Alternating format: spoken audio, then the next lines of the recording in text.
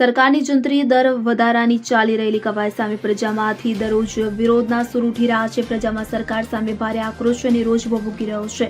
ગામોગામ સરકારના નિર્ણયનો વિરોધ થઈ રહ્યો છે। જંત્રીના નવા દર ખેતી તથા ઉદ્યોગ પર ભારે અસર કરશે। ધંધા રોજગાર તથા ખેતી વાડી ભાંગવાની ભીતિ સેવાઈ રહી છે। ત્યારે સરકારની કથિત કવાયત સામે જૂનાગઢ જિલ્લાના માણાવદર તાલુકાના 58 ગામોમાં મોના ખેડૂતો તથા નાના મોટા ઉદ્યોગકારોએ નારાજગી દર્શાવી છે। આ દરોના વિરોધમાં તેમના દ્વારા રેલી સ્વરૂપે તાલુકા મામલતદારને એક આવેદનપત્ર પાઠવી જંત્રી દરનો વિરોધ કરવામાં આવ્યો છે।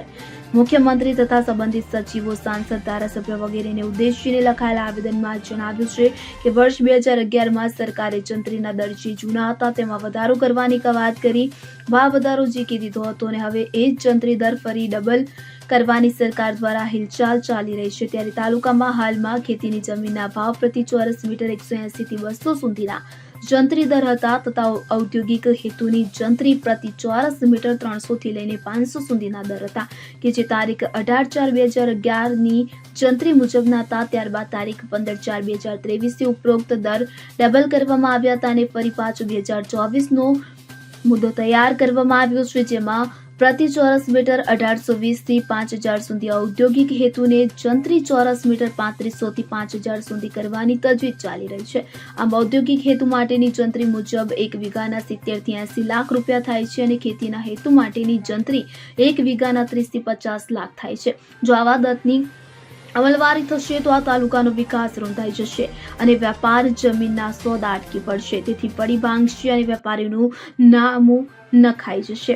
આમ પણ માણાવદર તાલુકો રોજગાર વિહોણો તાલુકો છે। અહીં ખેતી કામ સિવાય કોઈ રોજગારી આપે તેવા સાધન રહ્યા નથી। 125 જેટલા કપાસના કારખાના હતા, તેમાંથી 20 થી 25 માંડ ચાલે છે। મેગા ઔદ્યોગિક એકમો ધૂળમાં મળી ગયા છે અને તેમાં જો જંત્રી દરનો વધારો કરવામાં આવશે તો ખેતી તો ભાંગશે જ, સાથે સાથે 20 થી 25 જેટલા કારખાના ચાલે છે તે પણ બંધ થઈ જવાની ભીતિ ખેડૂતો તથા વેપારીઓમાં પ્રસરી જવા પામી છે। જે આ માણાવદરમાં જંત્રીનો પ્રશ્ન છે બહુ જૂનો છે। 13 વર્ષ આની પહેલા અમે લડાઈ આપી।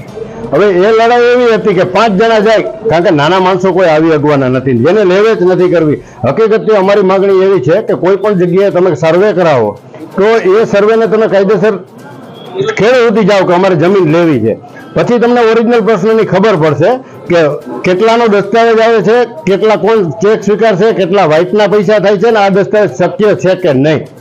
એના માટે અમે આ ઘેરા પ્રશ્નને હવે લાંબો લઈ જવા માંગતા નથી, પણ હવે અમે કાયદાને હાથમાં નથી લેવો, પરંતુ અમે આ વસ્તુ છે ને મતદાન પેટી સુધી જઈને ત્યાં સુધી અથવા નાના મોટા ગાંધીવાદી કોઈ પણ અમારે આંદોલન કરવા પડે તો અમે કરશું। બસ માણાવદર વિસ્તારની ભૌગોલિક સ્થિતિ, આર્થિક સ્થિતિ અને અન્ય વેપારીની સ્થિતિ એ પ્રમાણે જંત્રીનો અસહ્ય વધારો આની પહેલા પણ થતો અને એ જે વધારો થતો એ ગુજરાતથી આખો ખૂબ તફાવતરૂપ હતો અને આખા ગુજરાતમાં જે જંત્રી હતી એના કરતા બમણી જંત્રી એ વખતે પણ માણાવદરમાં નક્કી થઈ હતી। ક્યાંક ને ક્યાંક અમારા અભ્યાસ પછી એવું થયું હતું કે નાની મોટી આંકડાની ભૂલને કારણે પણ થયું હતું અને એના આધારે ફરી વખત આ જંત્રી વધારો થાય તો આ પ્રજાને ભારે મોટી મુશ્કેલી થાય એમ છે। આ પ્રજા કોઈ સંજોગોમાં આ જંત્રી સહન કરી શકે એમ નથી। અમે રાજ્ય સરકારને વિનંતી કરી છે, માનનીય મુખ્યમંત્રીને, મહેસૂલ મંત્રીને, કે ખાસ કિસ્સામાં માણાવદર પંથકની વાતને, માણાવદર વિસ્તારની પ્રજાની વાતની વેદના સાંભળીને એમને આનો અભ્યાસ કરી અને આ માણાવદર વિસ્તાર દિવસે દિવસે ઔદ્યોગિક ક્ષેત્રે અને કૃષિ ક્ષેત્રે જ્યારે ભાંગતો જાય છે ત્યારે આને બચાવવાની ખાસ જરૂર છે। એવા સંજોગોમાં અમે સૌ બોડા પ્રમાણમાં વેપારીઓ, ખેડૂતો, ઉદ્યોગપતિઓ, આગેવાનો અમે રાજ્ય સરકારને આ આવેદનપત્ર માનનીય મામલતદાર સાહેબને દ્વારા આપીએ છીએ।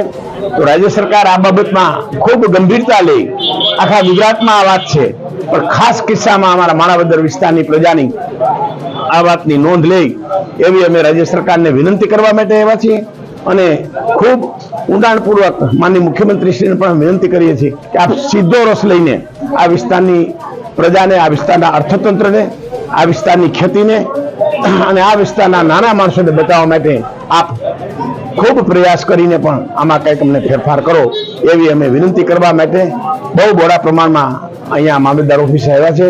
અમારી આ બોડા પ્રમાણની હાજરીને ગાંધીનગર મુકામે આપની પાસે આવીએ છીએ એમ ગણીને પણ આ અમારી વાતને માગણીને લાગણી ધ્યાનમાં લેશો એવી હું સૌ વતી, પ્રતિનિધિઓ વતી, વિસ્તાર વતી, માણાવદરના વેપારીઓ વતી આપ સૌને આપને વિનંતી કરું છું. આભાર. જિગ્નેશ પટેલ સાથે CN24 ન્યૂઝ માણાવદર. હવે જુઓ દેશ દુનિયાની તમામ ખબરો તમારી આંગળીના ટેરવે.